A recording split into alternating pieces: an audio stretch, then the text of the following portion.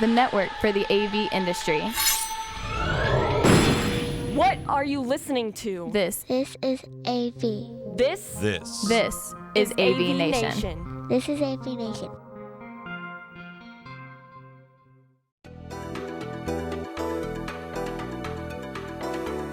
Welcome, everybody. I think this is AVNation TV Connected. Let me ask the guy who runs AVNation. Is it AVNation TV Connected? Chris? Not your guy. Yes, it is. Okay, thank you, Dave. I appreciate it. Okay, so now I'm going to, because I'm in this wonderful studio that Starin provided for us, manually zoom the camera in and tilt down. Well, too much. Come on, headroom. Danto, you've done this. Look at my shoes. Didn't you used to build broadcast studios? Yes, Okay. with better equipment than this. Whoa! Okay, there we go. Shot upon shot. So, as you can tell, we're going to have a bit of a light-hearted show this time, so I want everybody here. You probably know everybody already at the table, but let's have everybody introduce themselves. Let's start with Mr. Neto. Thank you ever so kindly, jokes aside, for providing the studio.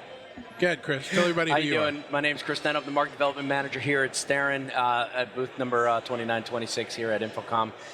Thank you for hosting the show, because I don't host anything anymore. I leave that to the actual podcasters and web guys that these gentlemen are here. Okay. Celebrities.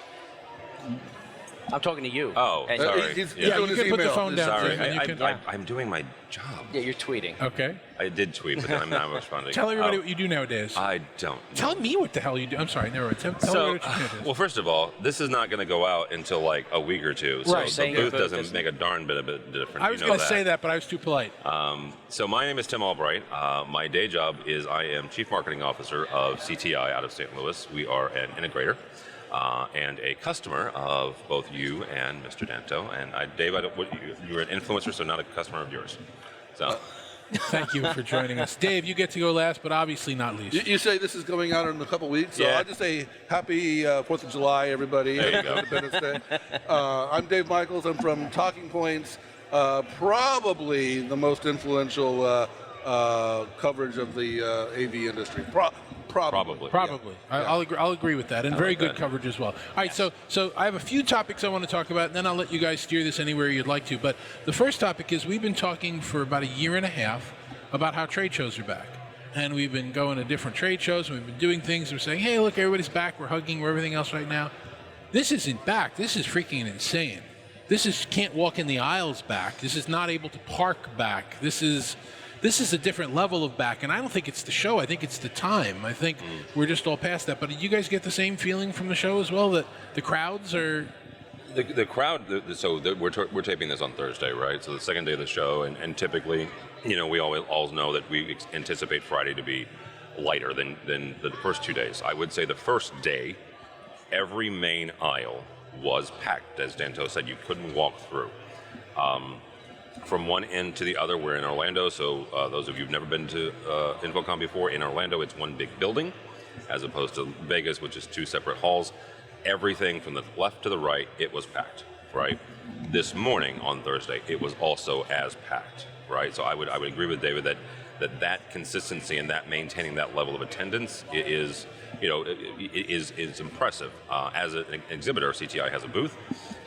They told us about a month ago that they were trending towards hitting a special number, which was equal to what their height, which was about 43,000. A number, I think 2019 was their high mark.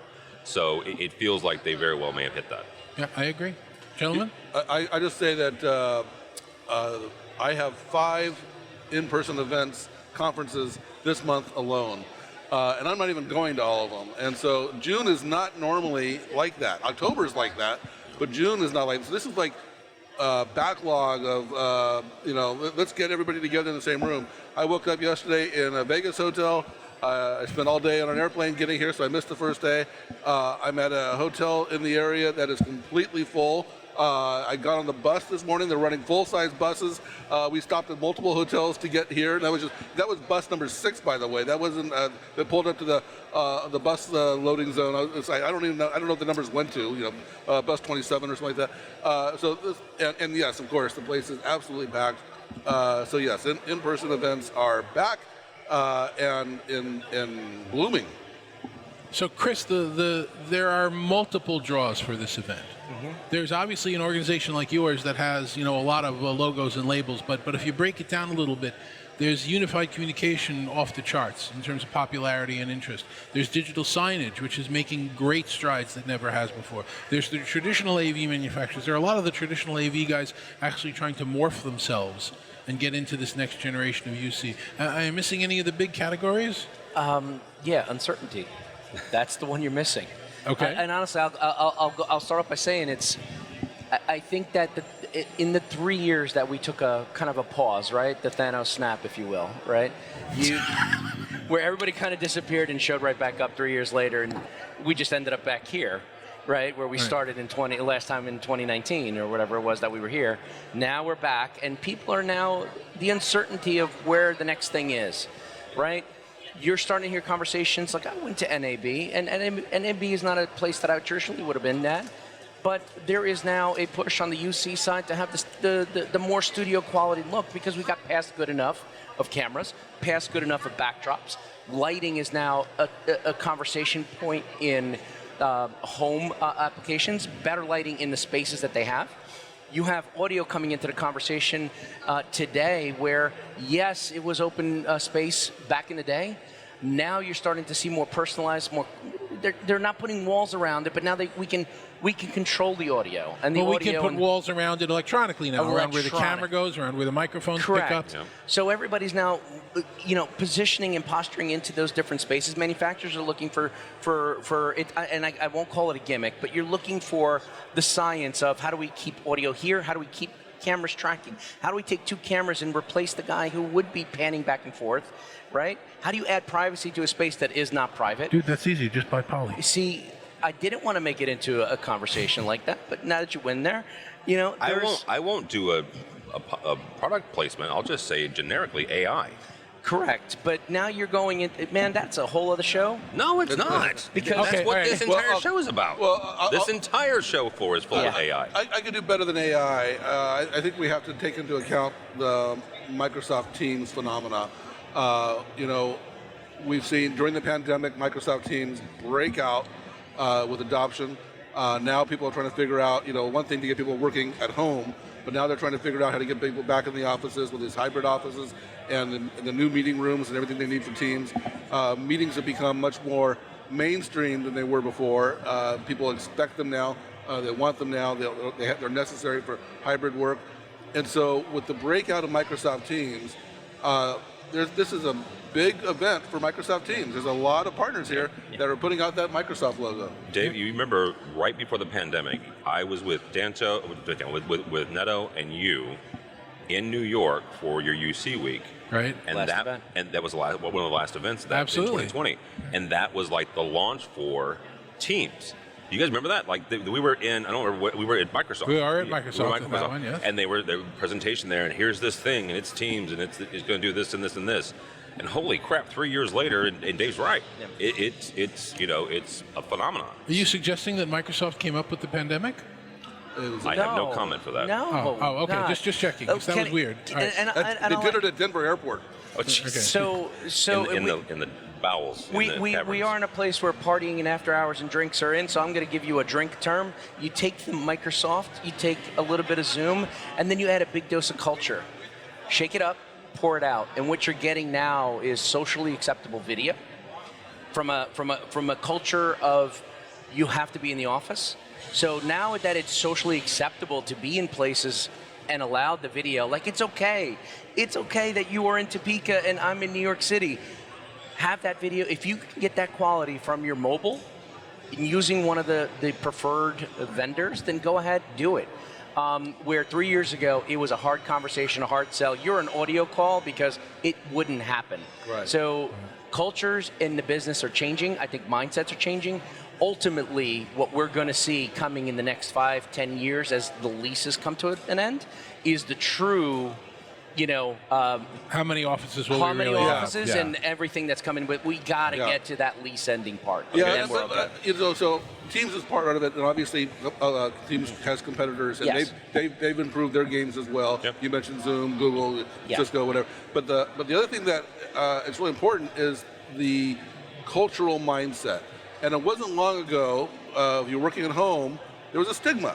And if your dog barked, it was embarrassing. There was oh, I can't believe my dog barked. I'm so sorry. The girl who ran on the BBC interview, and everybody was saying, "Oh my God, there's one of the children's on TV," and now we all accept it as wonderful. It's worse than that. So we went. The next step was acceptance, and so the dog barked, and said, "Oh, you have a dog. What kind of dog is it?" Now it's part of the conversation. But now we've even gone to the next step after that. The dog is barking, but you can't hear it because we have such great noise cancellation. So Yes. That's true. All right, I'm going to ask each of you in a moment about your top one or two themes that you're picking up from the show if you've figured it out by Thursday at this point. But before we get there, we need to talk about the elephant in the room just for a second. Hey, I lost weight. We've already talked about, Come on, dude. Okay. I'm getting therapy after this. Here. What's wrong with you, man? We are here, solemnly, honestly, we are here. A lot of people didn't make it through the pandemic. A lot of very good friends in the industry. Some of them were celebrating at the show and talking about it, and that's true. But there are also a lot of companies, not a lot, but there are companies that did not, in this industry, that are not here.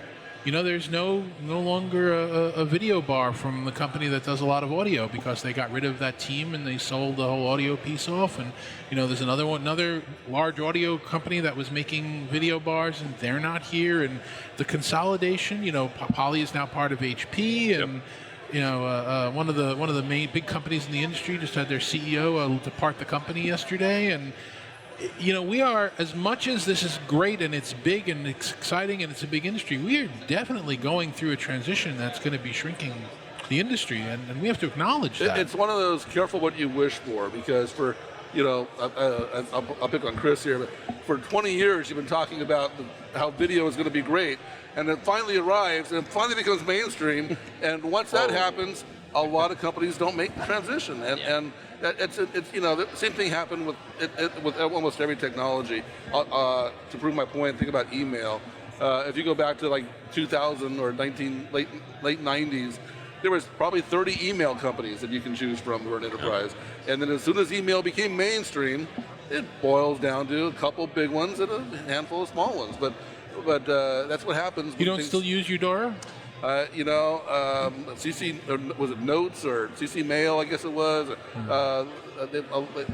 They can't keep up, So I'm expecting it's not over, and I'm expecting you guys are paying attention because the transition is going to continue. Yeah, it's going to continue both from the integrator side and the manufacturing side, right? Sitting where I sit at CTI, obviously, and this is no secret, CTI has made several mergers and acquisitions over the last 20 years of its lifespan. That's how it's grown.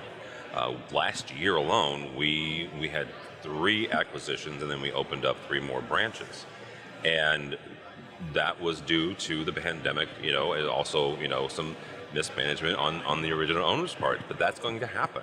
And some of those folks got buoyed by the pandemic resources that the government gave us, right? And so now those resources have dried up, and we're going to see more integrators either close their doors or become acquired by other places like SPL, like Diversified, like possibly CTI. I'm not breaking anything. I don't know anything coming down the pipeline, but that's going to happen. And on the manufacturing side, you've got a couple different things. You've got private equity increasingly coming in the marketplace, as well as those companies that have tried things through the pandemic and they just didn't pan out, whether it was because of a supply chain or the design was poor or something, and suddenly they've expended $100 million and they can't recoup it. So they either are going to get acquired for the IP or they're going to close. Yep. And a lot of companies are bleeding cash right now. Yep. A lot of companies still haven't fulfilled orders from 2 years ago, and I don't know what you're talking about. Yeah, exactly. Okay. All right. So we just have to acknowledge that while this is a very crowded place, it's not all roses for the industry. We're still going through a transition. So, Dave, what do you think are the top one or the top 2 themes that you're picking out of the show here as you walk by? Well, I'm going to take a pass on that. I just got here this morning. I've been in meetings the whole time, so I'll go ahead and take a pass on that. So, what do you expect to be the biggest theme? Well, I'm looking for my coverage area, which is enterprise communications. So I'm seeing a lot of how companies are doing meetings, and so we talked about Teams already. But all the usual suspects are here. We're seeing a lot of new solutions for room booking because of that hybrid office type of thing. I'm not a big fan of the hybrid office. I think the hybrid office is baby step to more remote offices, but a necessary baby step. Still shaking out. Yeah. Chris? I don't know. Right now, it's there's a lot of posturing going on, and I've said it on other things about my AI is better than yours. Well, mine's better than yours. Yes, exactly, and that's all we got right now is mine's better than yours, and you get this back and forth. Show me, let's see where this is going. AI is a hot topic, obviously, in multiple forms, not from a ChatGPT. Just a ChatGPT. GPT. I can't even speak, and it's day 2 already. Not from Could just you that speak in point. day one? Another thing from the unified communication side or the business and camera side, multiple cameras in the space is hot. Oh, and you got multi-camera, such, yep. and right now there's such a valley, right? You got people that are trying to push out a something for the small to medium room, and then you got some that have the high-end boardroom. That middle space is where this small is going to get into. And everybody right now is trying to come out with a product that can do it, with better UI, better UX. I guess the underlying conversation is a couple things outside of AI. It's alphabet soup here, or you hear a lot of conversations around UI and UX, and a lot of conversations around CX, right? Everybody during the pandemic pushed out product. It was good. It may have been good enough. Level up. The customers that bought the good enough now want to level up. How easy is the next level comes back to the UI and the user experience, right? And then from the customer experience, everybody's been delivering. The ones that have delivered, the ones that have delivered have been trying to retain customers. Was it just a product grab? Was it a money grab? For some people, but to buy back into the system. Like, I love camera A. I want to continue using camera A because it's been a great experience. What's the next one? And if that doesn't work, it's heavy on the manufacturing of that company that we developed what we thought we want. I think product focus, going back to the users, getting that user information is going to be key for the future for manufacturers. For us as the distributor, I want to look at a product that's going to check off a bunch of boxes, not just 1 or 2 anymore. I need a bunch of them, and on top of that, I have to have 3 flavors of that. And it's not the old catalog system anymore. That's, to me, is also changing. It used to be small, medium, large. Those lines have blurred because one can fade into the other, fade into the other. You're seeing that small room having 2 cameras, 3 cameras, and now being considered a boardroom because of its simplicity. Will that last? Will that continue? Well, you've also got a situation where the manufacturers, typically in an innovation cycle, are building products that end users want, or that they think end users will want, and they're serving the end user community. And in our industry, that's not really happening all that much because many of the manufacturers are building products to align with the platforms they need to work on. Well, and if it's a choice between the platform regulation and what the user wants, the platform's winning. Otherwise, they won't get the certification. So that's new. The fact that the platforms are actually thinking about interoperability. Pre-pandemic, that wasn't the case. You look at something like Cisco; they were 100% Cisco, 100%. and then during the pandemic, we'll support Zoom. Oh, we'll support Microsoft. Yep. Oh, we'll support Google. Oh, we'll support Amazon China. It's like, whoa, what happened? All of a sudden, and so you take what you just said with the multi-camera stuff. This is brand new, cutting edge. They're developing it for each individual platform. Does it go in the room? Does it go on the platform in the cloud? Where is it going to go? Will it be interoperable? This is all cutting edge stuff, and so it's going to take some time to shake that out. And also where the cameras go, on the table, on the wall, all kinds of issues there. But for the attendees that are here, InfoComm targets integrators. That's an opportunity. Where that camera is going to be placed, that's not taking any, it's no different than what we did 20 years ago. We were always, and I will probably get 3 different answers from all 3 of you if I ask you where that camera on that front needs to be. To the bottom, well, if you would have got it right 20 years ago, we wouldn't have this conversation. Exactly. The answer has never changed. The answer is that the camera needs to be at the eye level of the participant, period. Correct, where the exact monitor, center of the monitor is. So I don't know about that, Dave. I don't know about that because one of the things we're seeing play out in this multi-camera debate is, does it go on the table or does it go on the wall? And when it goes on the table, it has to be high enough to get over the laptops. When it goes on the wall, it has to be high enough to get over the heads. Personally, I like the wall because it's invisible.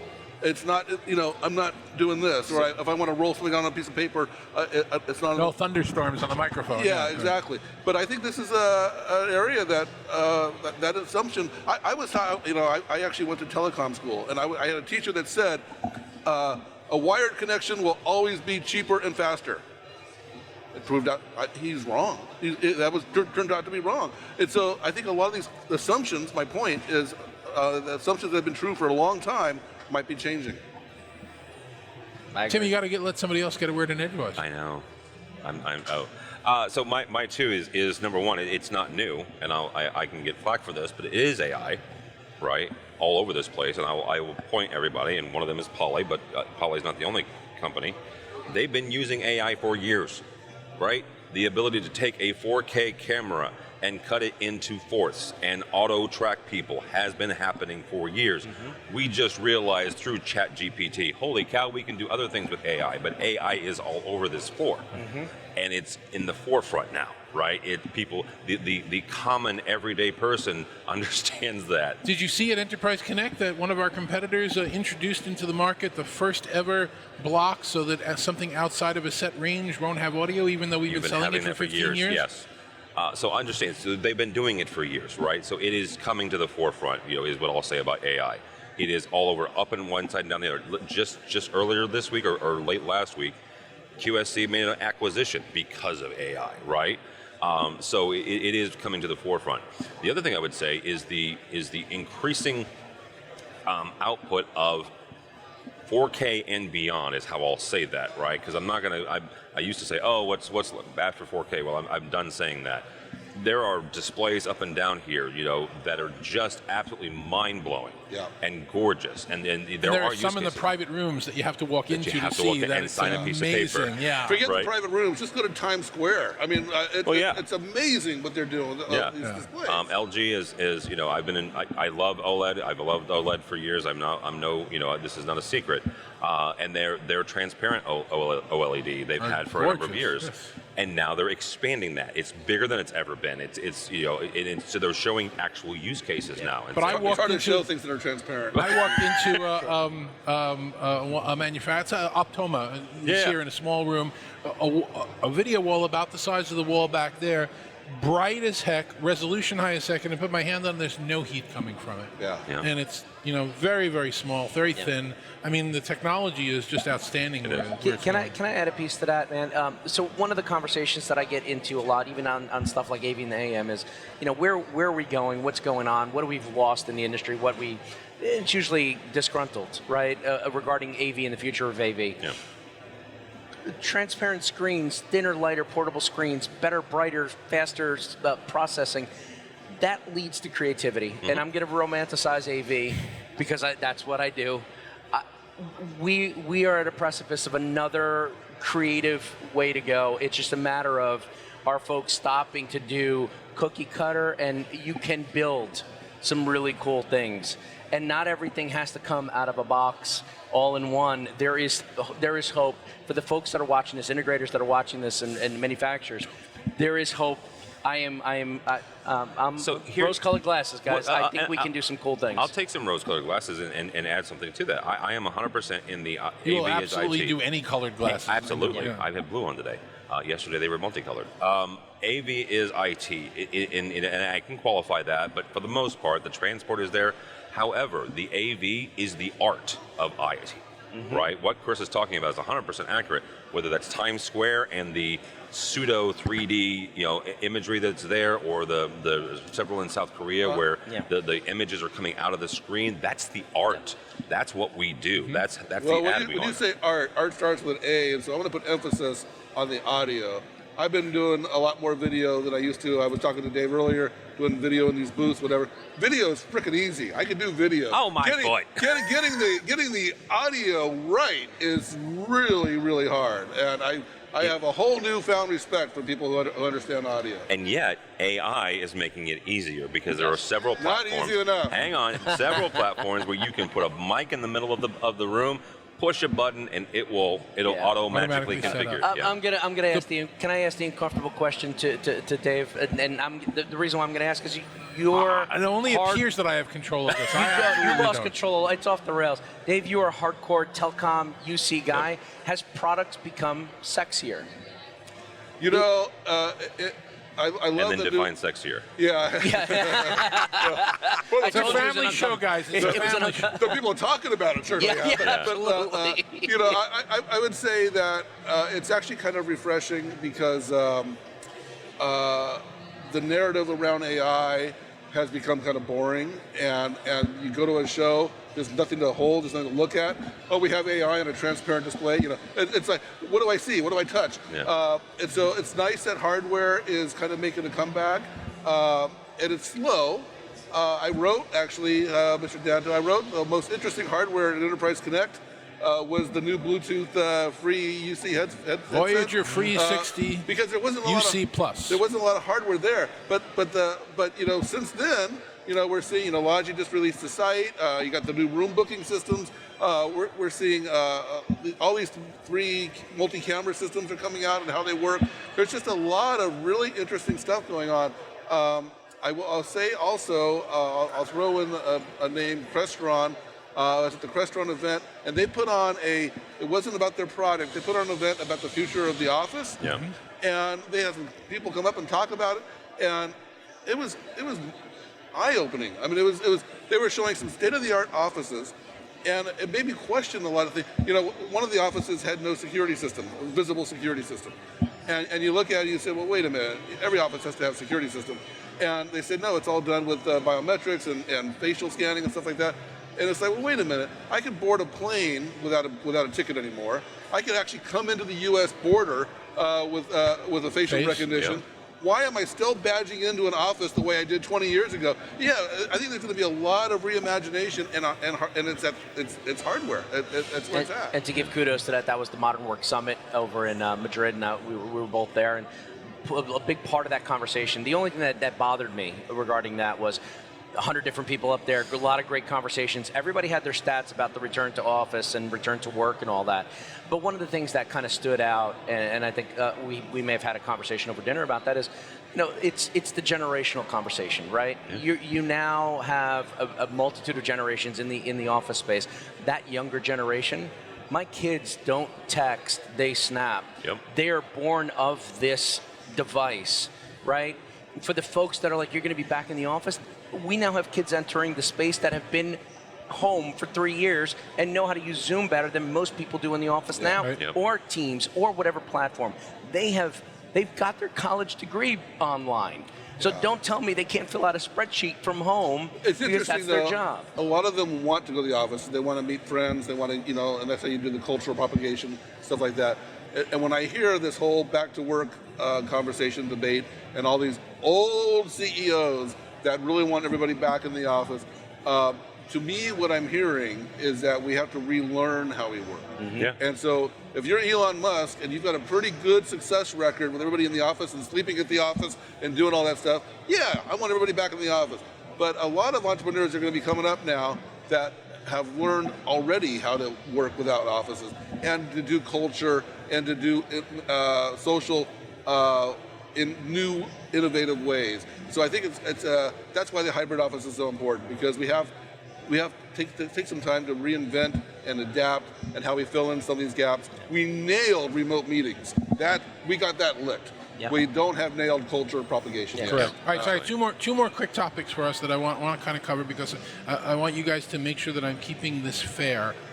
We have a lot of vendors at the show and not at the show right now showing products that are either stupid or that they don't actually have. Okay? We've got people. Historically, they've announced that they're going to come out with something, and 3, 4, 5 years down the road, it's still not available to purchase. We've got people that are showing things that are essentially telepresence, which we had in 2006, which is a beautiful experience until you have something you have to share, or a third person joins the call and it doesn't work.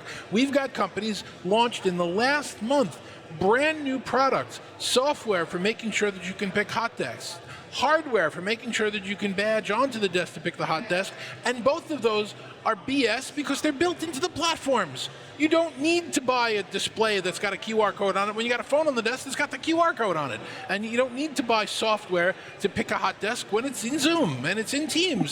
So there's a lot of, I have the loudest voice, I have the shiniest gear, I have the most deceptive stuff.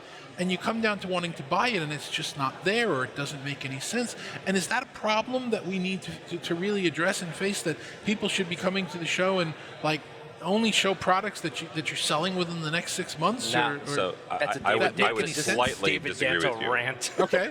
I would slightly disagree. I think 20 years ago at InfoComm, vaporware was 100% a pandemic. Or I should probably say an epidemic. Right? An epidemic of vaporware, absolutely. I think in the last 3 to 4 years, with supply chain issues, I think manufacturers are cognizant of that. I'm not saying there's not vaporware on the show floor, right? I'm not saying that at all. I am saying, though, that it has drastically reduced. And I'll pick on Shure for a second. Shure announced their 902 speaker microphone in one. One of the biggest selling points that they're pointing out is the fact that those are in stock today and they are taking orders and they'll ship next month, right? So they're using it as a marketing tool, saying, hey, this brand new spanking thing, we've got it, it's shipping. So I think that dynamic is shifting a bit to where they're using the supply chain as an opportunity, saying, hey kids, some are, this is shipping, get in line. But I know some people wanted to bring the spotlight to them with products that don't exist. Well, they're stupid. Yeah, but the thing is, Tactic. that's true in any industry. And, how long has Tesla been selling self-driving cars? It's true to some degree in every industry, and it's up to the buyers and the analysts who look at the track records and look at what's going on here. And it's also to some degree, there's it's an art to when you announce and when you release. And if you're a big company, if you announce too early, you get accused of holding back the market. If you're a small company, you might be using it as a form of R&D. Are people responding? Do they want it? Do we have to adjust it a little bit? Do we have to adjust the pricing? Or do we have to wait for the tech? The supply chain. Speaking of waiting for the tech, supply chain issues. So there's lots of issues. I don't think our industry is any different than any other industry. And I'll even add to that. I think that the onus of I have to introduce something here is done. 100%. I think that if you, sir, want to have an event with your company and say, I'm going to release the new water bottle, you'll do it when you want. At your event, or you know what, I'm going to take it to somebody else's. And it doesn't have to be in June every year. You're not in that and this is a horrible year for it, but as everybody who knows who's watched the show, we've got 2 brand new trade shows coming out this year. Yep. We have the Commercial Integrator Expo combined with CEDIA. We have UC Expo USA that we're all kind of working with. So we were at ISE in January. A lot of opportunity. And then throw in that everybody has the ability to do their own. Apple's been doing this. Right. Yeah. Microsoft has done it. It's kind of just we're not very innovative. We like doing what other people do. It's proven. It's mac and cheese. It's comfort food, man. It's coffee at the end of the dinner. This is exactly what we do. But I want to write on that with one point. With the industry's move to a lot of cloud-delivered services, and one of the benefits of cloud-delivered services that we've been promising for a decade now is continuous improvement. And so you can't have continuous improvement and release everything once a year. It's totally in conflict. Right. Well, the other thing is go ahead. Last question. Yep. And this is actually really beautiful. I think it is, and I'd like to get your opinion about it as well. One of the differences to the show this year is how many young people are involved. From I don't care what the association says. I don't care what the organization says. I don't care what my companies say. I'm going to start a grassroots movement. Obviously, you've been kind of a semi-leader of that. But we now have many, many, many more people in their 20s and 30s right than we've ever had before. Right here, I don't know about this table. I'm in my 30 plus on my badge. Well, multiples of 20. Yeah. Multiples of 20. But we are now starting to see some real uptake in interest in this industry and whatever the heck we define it. And that's not a mirage. That's really happening, isn't it? And I believe it has to do with a cultural change and an influx of new thinking, right?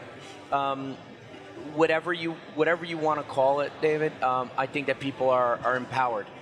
if I am going to create a chat on a Sunday that grows and becomes something, I'm going to do what I believe is going to turn into for good, right? So, yes, I talked about quiet quitting before some other publications figured that out. You were so quiet about that. I was very quiet about it. And then it quickly turned, and we pivoted from that conversation quickly to quiet firing and quiet layoffs, right? So I think that we cannot put our head in the sand anymore. There are bigger outside forces affecting what we do, whether that is people being empowered to say, you know what, I'm not going to stand for this. This is not right. It's not ethically right, or whatever the case is, whether it's people saying, you know what, I have a voice, and leading a charge with the diversity and equity and inclusion because they've never had that voice. It's awakening people, and it's empowering people, and I think that that's part of a cultural change that's happening, not just in AV, but overall, right? I didn't set out to do anything to create an army. It just happened. Right? It just happened organically, and the way that does is that I give people a voice, and giving them a platform to do that is the same thing that Tim did 10, 15 years ago when he started AVNation, when nobody cared. Nobody cared. It was only just a bunch of people sitting around talking on a microphone. People cared, but they cared about cash cows. They cared about, have you paid us for your certificates? Have you paid us for your education? Great, wonderful. How many companies have awakened to these conversations since then? And now the analyst can come in and say, this is not right. And people are listening, not just for the, Dave Michels says so. No, that's not right. Dave Michael said something because he's taking pieces not just from what we're seeing here today, but what he's seen to other adjacent industries. One's affecting the other, and before we've lived in a walled garden. We've said that about ecosystems, so let's use that term because it's a familiar term. We've lived in in our own little world. Nothing changed. If there's a blip on how our furniture changes, we will change. We have to react to it. Not 3 years later. That's what's happening. But I want to go back also to the way users expect things. And I remember a few years ago hearing that, YouTube was the #2 search engine. Absolutely. It's like, Absolutely. what? That doesn't make any sense. Is. When I first heard that, it was like, I'm not going to rewatch videos. Something's changed. TikTok now. Yeah, but now it's TikTok. But now I find personally, I often go to YouTube. Even I've adapted, right? I'm walking around here doing videos and doing stuff in the booth. I'm not the only one here. It's a TikTok nation, to your point. If everything's becoming video, this is not a bad place to be, right? Mm-hmm. So I agree. Yeah. Tim? Yes. Let's start with you. How can somebody reach out to you if they want more information? Don't follow me on Twitter, but you can catch me on avnation.tv or cti.com. Oh, you can follow AVNation on Twitter. You can follow AVNation on Twitter. Yes, do that. Or LinkedIn. Okay. Chris? Well, I don't ever just start by saying follow me. I have to put a little shout out, right? One thing that you did not go over in the show, a couple things. There are people here that are back for the first time in a while. So Melissa Dillman is back. Welcome back. Good. Follow me on Twitter, Chris_Neto at twitter.com. Okay. Chris_Neto on Twitter. My business, the company that I work for, and the provider of the space, Starin.biz. You know what, Chris? You should build your own studio, and then you can do these things all the time. You should. Yeah, should, but no. Okay. So he's been working on it for a minute. David, how does somebody reach out to you and take a look at TalkingPointz? I need to explain a few things. I can't spell, so it's a little tricky. I'm on Twitter and LinkedIn, but it's Dave Michels, and there's no A in Michels. And so correct. That's a problem for a lot of people. So no A in Michels. I made that mistake. And then my website is TalkingPointz, which is commonly misspelled with an S, but my version has a Z on the end, TalkingPointz.com, and there's a lot of content there as well. Gentlemen, thank you very much for joining me. Where can people find you? Yeah. I'm all over the internet. Any conference. I'm there. No, I'm professional attendee. LinkedIn and Twitter, and just look at the badges, man. I got more ribbons. Thank you very much for joining and paying attention to this madhouse that we had over here. This is what InfoComm was like this year, 2023. We will see you again. We will see you at CEDIA and CI Expo. We will see you at UCX USA, and who knows where we'll see you from next. So thanks very much for joining us. We'll see you on the next one.